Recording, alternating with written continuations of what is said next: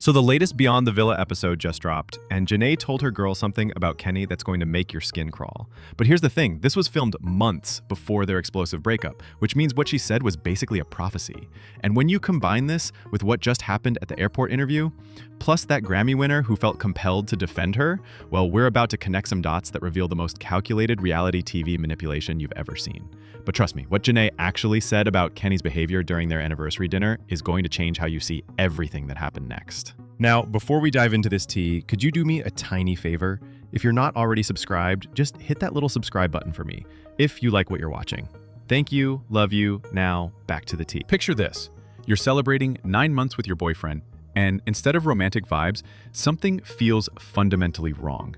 That's exactly what happened to JaNa Craig on the latest Beyond the Villa episode, and watching it now feels like watching a psychological thriller where you know the ending. The dinner started innocent enough, with JaNa actually complimenting Kenny on his communication growth. She said, "I think you're teaching me patience," and praised how he'd learned to be more open. Girl was really out here giving this man his flowers, while he was apparently planning something completely different.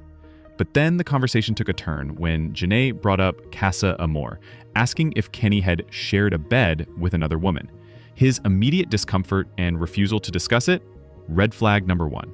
For someone who claims everything was genuine, he sure didn't want to talk about his Casa activity. Then came the bomb that should have ended everything right there. Kenny told JaNa that during a conversation with Miguel, he said, "I want separation from you," on their anniversary. This man really chose their romantic celebration to announce he wanted space. I just mentioned just the fact that we like our space. That's not true. I hope you didn't tell Miguel that we both wanted space, because that's not the case. I voiced to him I wanted separation from you. When JaNa got upset about him telling their friends they both wanted space when that wasn't her truth, Kenny's response was peak emotional manipulation. "Bro, I'm ready to just dip." But what JaNa told her girls afterward about Kenny's behavior during this conversation, well, that's where this story gets truly disturbing. After that disaster of an anniversary dinner, JaNa went straight to her girls, Leah and Serena, to decompress. And what she told them about Kenny's behavior is going to give you absolute chills, especially knowing what we know now. She described how Kenny acted during their tense conversation, and the words she used were haunting. But before we get to that specific comment, you need to understand something. This wasn't just JaNa being dramatic. This was her subconscious picking up on something genuinely disturbing about Kenny's energy. The way she described his demeanor, his eye contact, his whole vibe during that conversation was so unsettling that it stuck with her girls. And looking back now, after everything that's been alleged about Kenny, her intuition was absolutely spot on. What she actually said about Kenny is coming up, but first, let me tell you about the Grammy winner who saw the same thing JaNa did. Fast forward to after their breakup, and Lizzo felt compelled to create a whole Good As Hell freestyle defending JaNa on TikTok. She literally sang, "Hold on, walk with me. When it comes to my people, I don't play. I don't play. Play like why would Kenny play like that with JaNa?" The fact that a 4-time Grammy winner felt moved to create music asking why Kenny played with JaNa tells you everything about how this situation reads to people with actual emotional intelligence. Lizzo saw the pattern and called it what it was, playing games with someone's heart. She captioned the freestyle, "I really be in the studio in my feelings, zzz," which essentially means even international superstars are catching feelings about Kenny's behavior. When Grammy winners are making musical responses to your ex's actions, you've officially won the breakup. JaNa's response to getting a Lizzo freestyle defense, pure gratitude and grace. She immediately DM'd Lizzo saying, "You're my queen," and made her own TikTok with the song. This woman went from that uncomfortable anniversary dinner to getting musical tributes from her favorite artist. But what JaNa revealed in her airport interview is going to show you exactly how much she's grown from that moment. TMZ caught JaNa at the airport getting her reaction to Lizzo's freestyle, and what she revealed about her healing journey and standards is everything. When asked if she was back on the market, her response was comedy gold. Ugh, I guess I am. So you're on the market, right? I guess I am. The reluctant single energy is so relatable. But here's where it gets interesting. When asked about her DMs, JaNa got that mischievous smile and admitted she's been seeing a couple blue check marks. Girls never kiss and tell, you know what I mean? Listen. Like, I have to keep my life so private now. But sliding into the DMs isn't really kissing, You're right. right? Not yet. Yeah. So you don't have to tell me a couple, who. like, blue check marks that Hey, they have. All right. Are you? Verified accounts, people. The upgrade from whatever Kenny was to actual celebrities is absolutely astronomical. When asked what she's looking for in her next relationship, JaNa's answer was surgical. I think he just needs to have a good relationship with God. That's it. Then she emphasized, if he has a genuine relationship, then I'll be fine. What are you looking for in a man? I think he just needs to have a good relationship with God. That's it. All right. As long as he has a genuine relationship with God, then I'll be fine. The way she stressed genuine wasn't accidental. That was a woman who learned some very expensive lessons about the difference between performed spirituality and authentic character. And her red flag answer? Well, that's when everything clicked into place about what she experienced. When asked about red flags in men, JaNa's response was so specific, it could have been a personality quiz. Someone that's too public. Think about that for a second. After everything that allegedly happened, JaNa identified being too public as her biggest relationship red flag. Someone who needs external validation, who performs their life instead of living it, who views relationships as content opportunities. But here's what's really fascinating. This requirement shows she learned to distinguish between healthy confidence and performative validation seeking. She wants someone who lives their truth instead of curating their image for public consumption. The contrast between her current standards and what she previously accepted is staggering, but it makes perfect sense when you understand what she allegedly discovered about her past relationship. For context on why JaNa's beyond the villa instincts were so important, let's discuss what her best friend Charmaine allegedly found. She posted advice for women to search their partner's phones for keywords like, I don't like black women, I thought I would get more money from this, I'm faking this relationship, going on the show would be for clout. If these allegations are true, then JaNa's uncomfortable feelings during that anniversary dinner make perfect sense. She was picking up on the energy of someone who was allegedly living a double life, celebrating her publicly while harboring completely different private feelings. The psychological compartmentalization required to pull off that level of deception would absolutely create an unsettling energy. When someone is performing emotions instead of feeling them, there's an uncanny valley effect that triggers every survival instinct. And now I can tell you exactly what JaNa said about Kenny that night that proves her intuition was screaming warnings. Here's what JaNa told Leah and Serena after that anniversary dinner and why it's so chilling in hindsight. She described Kenny's behavior during their conversation and said, he just gave me straight eye contact, like he just locked in. It looked like he was giving me serial killer vibes. Yeah. It was like that. It looked like he was giving me like serial killer vibes. Serial killer vibes from her own boyfriend during their anniversary celebration. If that's not your intuition screaming danger in every language possible, I don't know what is. The way she described it, he just gave me straight eye contact, like he just locked in. That's not romantic intensity. That's predatory focus. That's a look of someone calculating their next move while you're trying to have an emotional conversation. The fact that Kenny would shut down and give dead-eyed stares when confronted about his behavior is textbook manipulation. Instead of engaging with JaNa's concerns, he went into intimidation mode, and JaNa's subconscious immediately identified that threatening energy. Other reality TV podcasters who recap Beyond the Villa had some absolutely brutal observations about Kenny's behavior in this episode. One of them said Kenny looked like he was out of that relationship already, and called him such a dick for making everything difficult for JaNa. They noted how obvious it was that Kenny clearly doesn't like her and wasn't even trying to hide it anymore. When people who watch reality TV professionally can see through your act, you know your mask is slipping badly. One podcaster pointed out that Kenny seemed psyched to give the dog up and barely cared about their shared responsibilities. The observation that he needed the dog to even force himself to go on a walk with his girl is particularly devastating. But the most telling comment was about Kenny looking like a robot who doesn't give a F about anything. That robotic, disconnected energy is exactly what JaNa was picking up on with those serial killer vibes. And there's an even darker layer to this that connects to Kenny's professional background. Remember, Kenny worked as an associate account manager before Love Island, which means his job was literally managing client relationships and maintaining professional facades.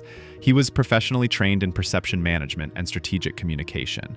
The timing of his anniversary separation talk wasn't emotional overwhelm, it was corporate strategy. Kenny knew exactly how to deliver devastating news in a way that would make JaNa question herself instead of him. That's not boyfriend behavior, that's account management. His ability to perform concern while delivering emotional damage shows someone who's mastered the art of professional manipulation. The "I'm ready to just dip" response when confronted, that's not emotional immaturity. That's a calculated power move designed to make the other person back down. The serial killer vibes JaNa detected were likely her picking up on this cold, calculated approach to what should have been an emotional conversation between partners. But what makes this anniversary timing even more sinister is what we learned about Kenny's long-term plan. During a college panel, Kenny revealed that he spent over 20 days in complete isolation before entering the Love Island villa. 20 days of uninterrupted time to plan, strategize, and mentally rehearse his approach. Think about what you could accomplish with 20 days of focused preparation. Kenny could have planned his conversation style, his coupling strategy, and most importantly, how to position himself for maximum post-show benefit. This wasn't spontaneous reality TV romance. This was a meticulously planned operation with a 3-week preparation period. Kenny entered that villa with strategic advantages that other contestants didn't have. The anniversary separation conversation wasn't a moment of relationship uncertainty. It was potentially another calculated move in a longer game plan. And speaking of game plans, let me tell you about the marriage conversation that revealed Kenny's true timeline. Kenny's social media empire didn't just collapse. It was systematically demolished. Before the scandal, he had grown from 70,000 followers to over 600,000 post-Love Island. After the allegations, he's hemorrhaging audience faster than people leaving a theater during a fire alarm. His estimated net worth of 200 to 300K was built largely on Love Island fame and fitness partnerships. He had secured gym sponsorships, launched YouTube content, and was building his influencer brand. All of that evaporated when his alleged true character was exposed.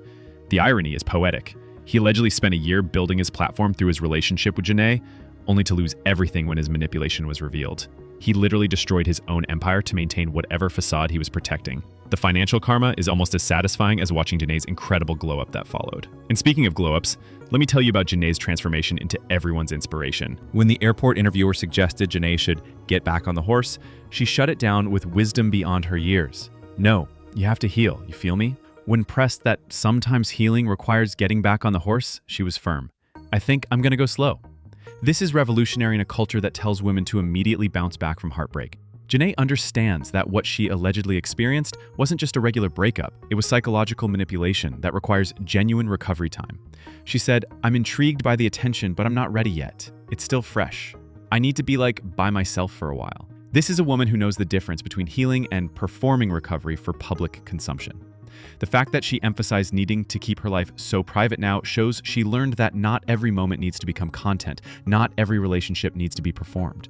But the most beautiful part of this story is how JaNa protected Kenny's family despite everything. Despite everything she allegedly endured, JaNa posted a video begging fans to leave Kenny's family alone. She said, "That family did nothing wrong to me. You guys, if you genuinely love me, if you genuinely care about me, you want to help me heal, I'm begging you, please leave Kenny's family alone. That family did nothing wrong to me. They were nothing but kind. Everyone I ever met always defends me, always stood up for me. Do not go to their house. Don't go to their jobs. Do not threaten them. I'm begging you, leave them alone. They've been through enough. They've been apologetic to me. They've always been nice to me, so I'm begging you guys, please leave Kenny's family alone. I'm trying to close this chapter. It's getting stressful." This woman allegedly discovered devastating things about her relationship and is still protecting the people who raised the person who hurt her. The level of grace and emotional intelligence required for that response is genuinely awe-inspiring. She even clarified on TikTok, his family has nothing to do with it. Kenny's the villain, not his family. The contrast between her response and Kenny's response tells you everything about their respective characters. While Kenny was creating secret accounts and making empty promises about receipts, JaNa was demonstrating the kind of moral leadership that actually inspires people. And that inspiration reached all the way to Grammy-winning artists who felt compelled to defend her. While Kenny's influence crumbles, JaNa is receiving support from actual A-listers who recognize authenticity when they see it. Lizzo creating a freestyle defense isn't just celebrity gossip, it's cultural validation from someone who's mastered staying real in a performative industry. The fact that JaNa's grace under pressure inspired an artist to create music shows she's transcended reality TV drama and become a symbol of resilience. She's not just surviving her alleged trauma, she's inspiring others with how to handle betrayal with dignity. Even Love Island host Ariana Madix, who's navigated her own public betrayal, felt compelled to support JaNa and distance herself from Kenny. When industry professionals take sides, it's because the right and wrong are crystal clear. JaNa went from getting serial killer vibes from her boyfriend to getting musical tributes from Grammy winners. The universe really said, "Let me show you what you deserve versus what you were settling for." And ultimately, this story is about trusting your instincts and finding your voice. But here's what's really disturbing about the Kenny situation. It's not an isolated incident. There's a growing pattern on Love Island USA where the financial success and influence of popular cast members is creating a hunting ground for clout chasers who see these women as business opportunities rather than romantic partners. Look at the receipts. We saw it when Nick suddenly jumped ship from his closed-off relationship with Sierra to pursuing Alondria the second Sierra got kicked off the island. That wasn't love realizing itself. That was strategic repositioning to align with someone who had a better chance of making it to the finale. We witnessed it again when multiple guys started gravitating toward Amaya once they discovered she was popular with public voters.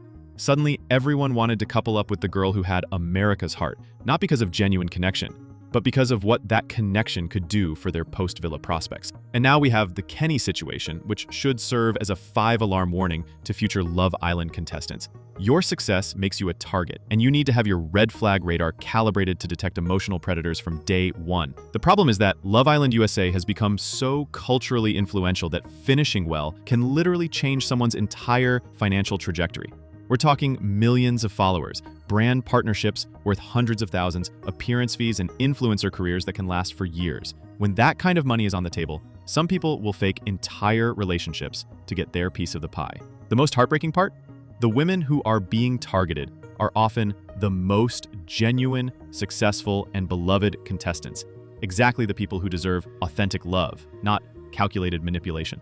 These clout chasers are specifically going after women like JaNa, Amaya, and Alondria because they bring cultural capital, fan loyalty, and the kind of authentic energy that translates to post-show success. Future Love Island contestants need to understand that if you're popular, charismatic, and have genuine fan support, you're going to attract two types of people: those who genuinely appreciate your energy and those who want to profit from it. Learning to distinguish between the two could save you from a year of psychological manipulation disguised as a love story. The Kenny situation should be required viewing for anyone applying to Love Island USA Season 8 and beyond. Because apparently, some people are treating the villa like a networking event instead of a place to find love. And that's not just disappointing, it's dangerous for the mental health of people who go on these shows with genuine intentions. JaNa's journey from that Beyond the Villa anniversary dinner to her airport interview victory lap is everything we needed to see. She went from detecting serial killer vibes to setting blue checkmark standards, from being told her love was too much to being celebrated by international artists. Her emphasis on needing someone with a genuine relationship with God isn't just about faith. It's about authenticity, integrity, and moral character. She's requiring someone whose private values match their public persona, which is the exact opposite of what she allegedly experienced. The fact that she identifies too public as a red flag shows she's learned to distinguish between healthy confidence and performative validation seeking. She wants someone who lives their truth instead of curating their image for external approval. JaNa Craig transformed from being someone's alleged business strategy to being everyone's inspiration for recovery. She went from getting unsettling vibes during anniversary dinners to setting standards that protect other women from similar manipulation. Her story shows us that sometimes the most powerful thing you can do is trust your instincts, even when everyone else thinks your relationship looks perfect from the outside. Those serial killer vibes weren't JaNa being dramatic. They were her subconscious detecting that something was fundamentally wrong. Now she's shining brighter than ever while showing the world what authentic healing and boundary setting looks like. Sometimes the best revenge is simply becoming impossible to manipulate twice, and JaNa's transformation is a masterclass in exactly that. Kenny who?